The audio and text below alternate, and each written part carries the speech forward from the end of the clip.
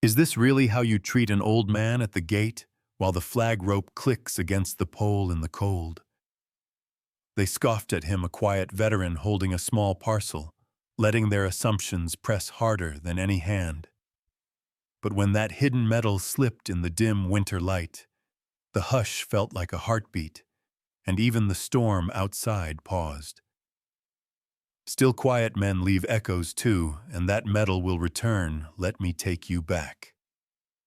The winter morning sat quiet over the post office gate, the kind of cold that made the flag rope tap gently against its pole like an old clock keeping time. Henry Collins stepped toward the entrance with a careful, almost ceremonial pace, the parcel in his hands wrapped with the precision of someone who still believed in doing things properly.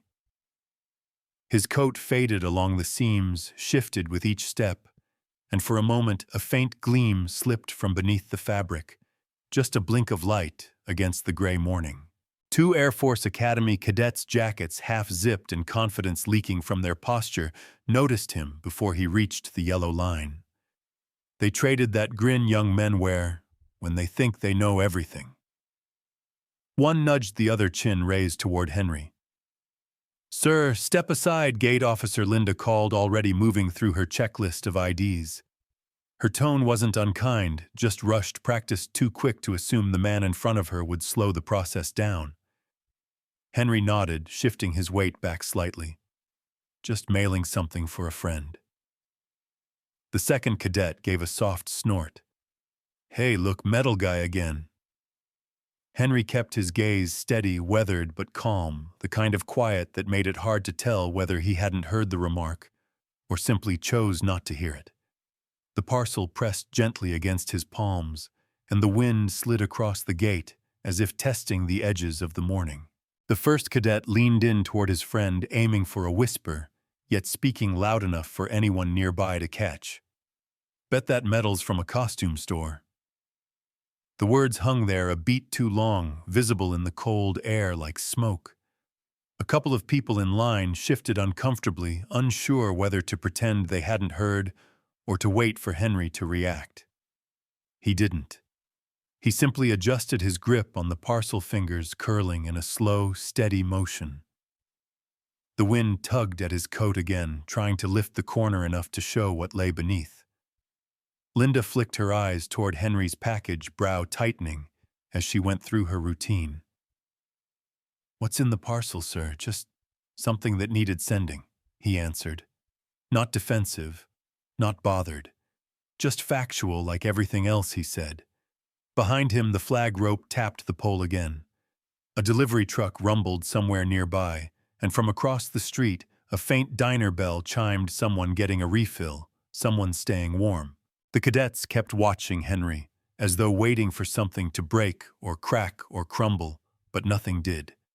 His posture remained calm, the same way old tree trunks stay steady in a breeze that would rattle the younger branches.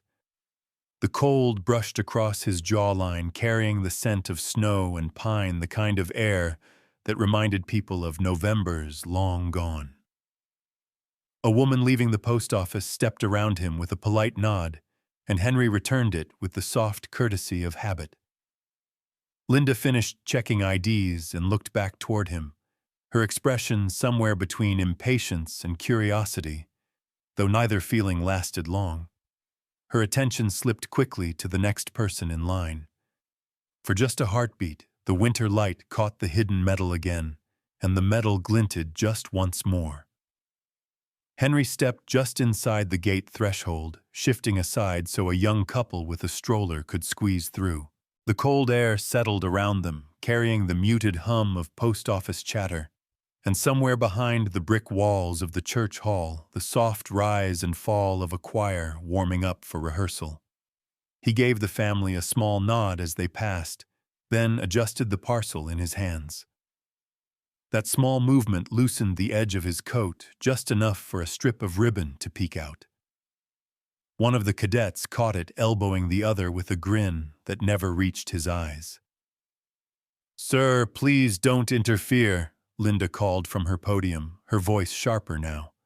She had seen the slight pause in the flow of foot traffic, and pinned the blame on Henry without thinking twice. Henry didn't argue. He simply stepped backward, letting others move ahead. The cadet nearest him brushed his shoulder with a careless swing light, not enough to count as anything intentional, but heavy enough in meaning. The gesture made a few people glance over, uncertain whether to ignore the boys or look to Henry for a reaction. He didn't give them one. The parcel remained steady in his hands. A small boy near the end of the line dropped a worn paperback he had been clutching. The cover tore at the corner as it hit the ground, pages bending under the slush brought in by people's boots. The boy crouched quickly, frustration filling his eyes in a way he was trying not to let show. Henry knelt beside him. "Easy there," he murmured, taking the book gently between his palms.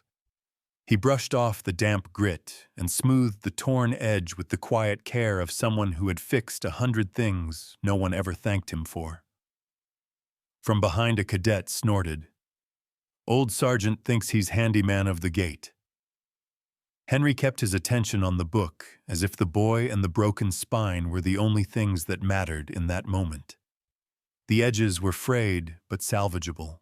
He reached into his coat pocket, found a strip of mailing tape he'd tucked there earlier for his parcel, and used it to seal the tear with patient precision. "Just lending a hand," he said, when Linda stepped toward him again, her posture stiff with misinterpretation. She shook her head, flustered. "You're holding up the security line, sir." "He's helping, ma'am," Noah said quietly, barely old enough to stand his ground, yet somehow steady in the way he spoke. The boy's fingers tightened around the repaired book, gratitude softening the worry in his face. Henry offered a small, reassuring nod and rose again, straightening his coat. The ribbon edge glimmered once more before slipping back beneath the fabric. Still, nobody noticed the storm brewing overhead. The clouds thickened in slow, deliberate layers, the kind that signaled more than just a change in weather. People shifted from foot to foot, impatience gathering around the entrance like static. Henry's hands paused on the parcel for a beat, as if feeling something in the air the others hadn't caught yet. Then the wind pushed cold through the open gate, rattling the metal frame with a hollow tremor. The lights flickered twice. A low voice crackled through the small radio mounted above the gate window, warning of a fast-moving storm rolling down from the ridge. People in line shifted, glancing upward, as if the clouds could be read like a timetable. The air carried that tense stillness that comes before weather changes something sharp at the edges, something waiting. Henry adjusted his grip on the parcel as the crowd reshuffled. When he stepped aside for an older woman carrying 2 oversized envelopes, his coat shifted again. The metal beneath it moved just enough to shift the ribbon a sliver of color edging into sight before the coat settled. Behind Linda, a man in a winter coat joined the line, gray hair, trim posture, eyes that saw more than he let on. He blended easily with the crowd, dressed without any formal insignia, though the weight of authority lived quietly in his stance.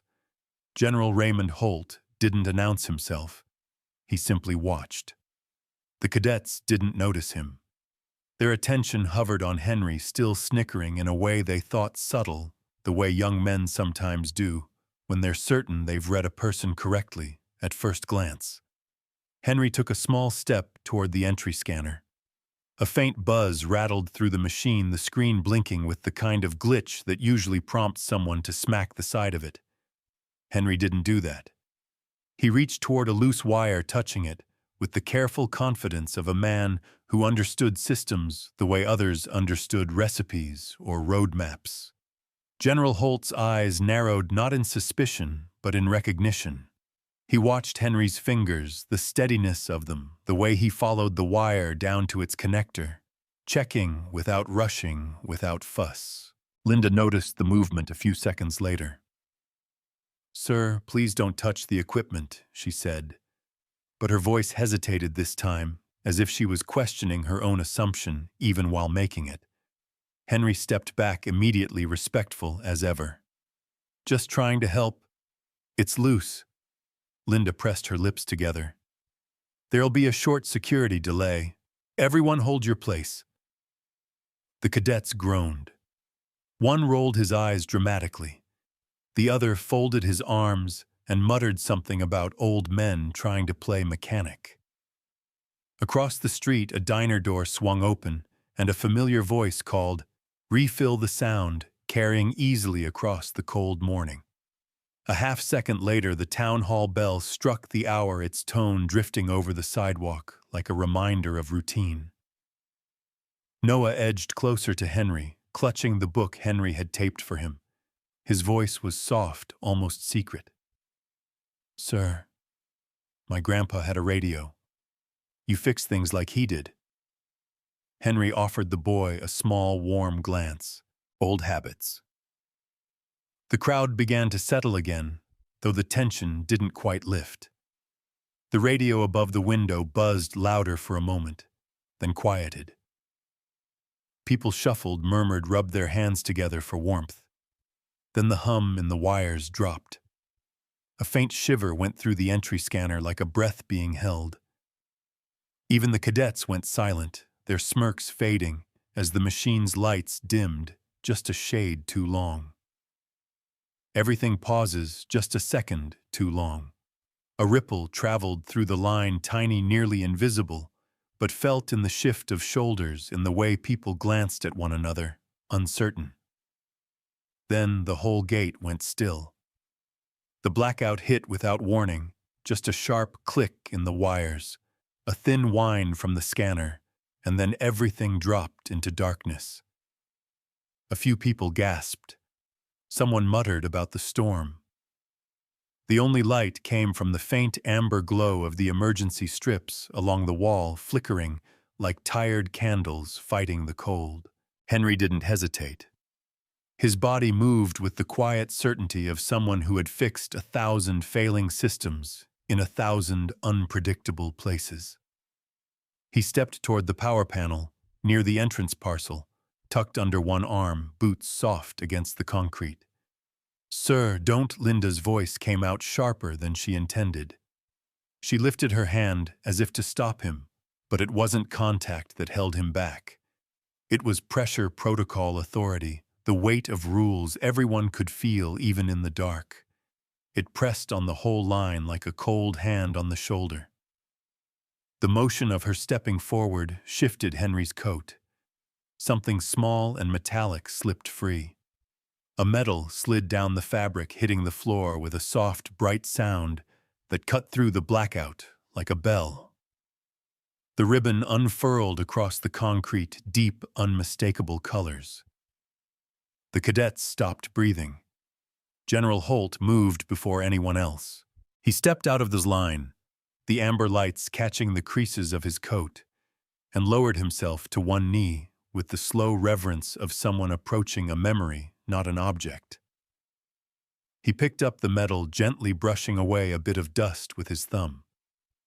When he turned it toward the emergency light, the inscription came into view, sharp, steady, carved into the metal with purpose. His breath caught. "For exemplary rescue, under fire, Sergeant Henry Collins." He froze mid-motion, mid-thought, mid-sentence he never finished.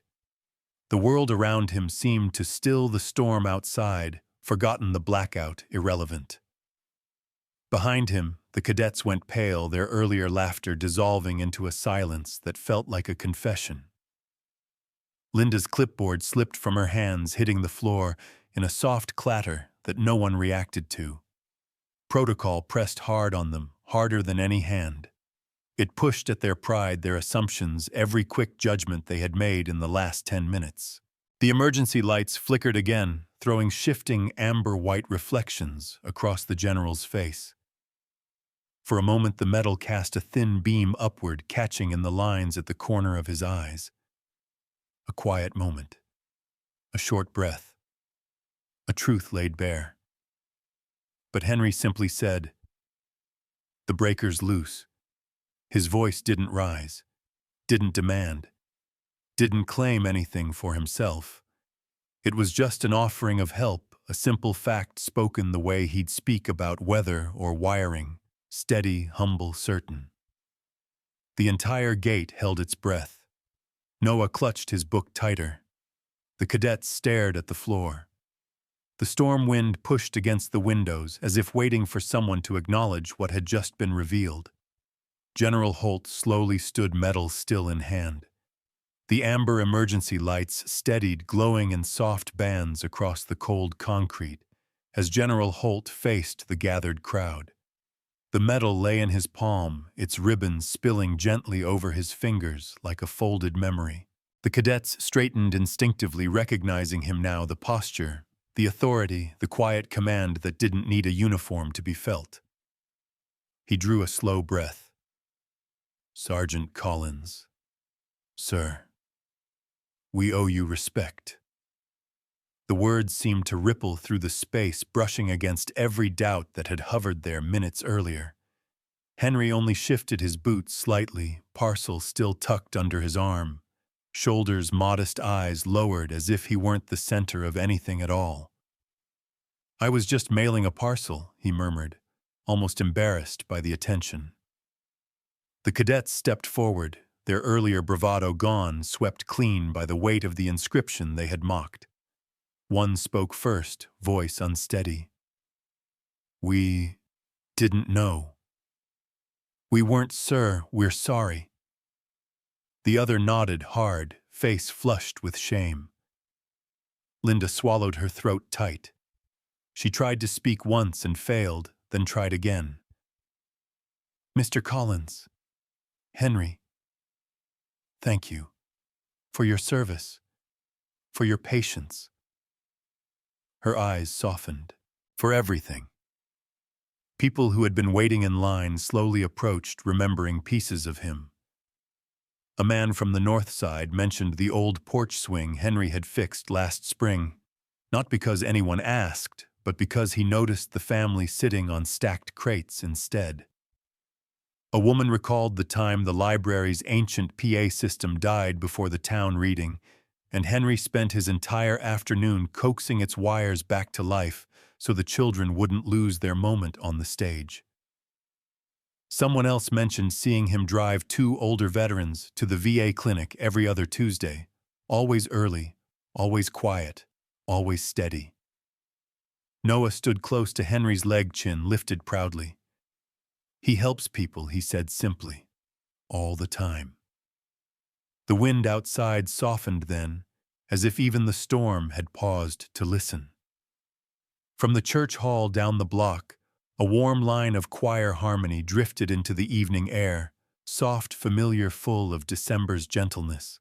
It wrapped around the group like a settling blanket, easing some of the tension that had been there only moments before. General Holt looked down at the metal again, running his thumb across the worn edge.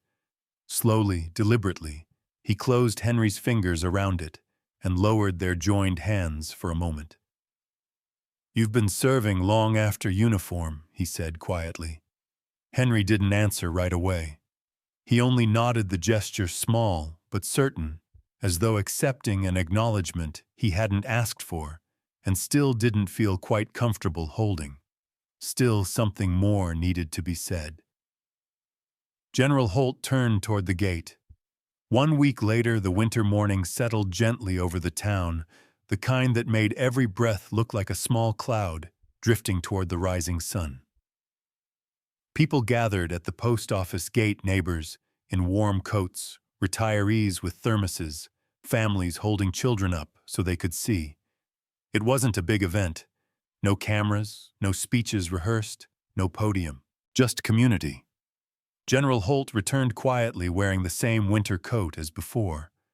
He greeted Linda with a nod, the cadets with a firm glance that carried forgiveness and expectation in equal measure.